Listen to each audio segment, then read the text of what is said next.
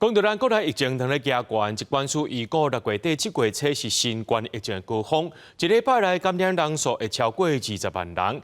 若是由署长表示讲，今仔日伫咧三大超商有报4万份的快筛试剂，上紧一礼拜内会甲这量报甲到。 药师提示其他民众排队名单，拢是民众进前定要买这个新冠检查试剂，因为最近新冠疫情清悬，有民众早几经要求拢买无。几乎每天至少都20-30个人在打电话来询问。检查试剂歹买，民众真有怨言，对此立委也质疑，国内防疫物资是不是拢准备好了？相关的防疫的物资可不可以到位？ 然后足不足够的问题，那现在是快筛，大家其实都买不到。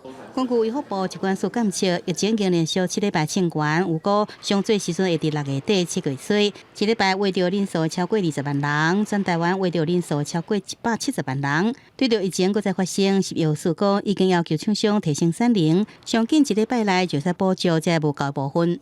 而且礼拜已经伫三大超商补回4万份的检查试剂，方便民众去买。 现在大家生活都离不开超商啊，对，所以在超商铺货买会比较方便。对，没错。现在不见得每一间都铺进去了，因为铺货的部分是在通路的部分。那我们也尊重他们铺路的一个方式，我们尽量希望能够揭露。 另外，美国卫生部长小罗伯甘乃迪伫社群媒体宣布，不过再建议有新的年龄人甲健康的囡仔来注射新冠疫苗。外界关心台湾疫苗政策是不是得咧安尼做，疾管署也回应。我们国内目前也是安排在6月中旬。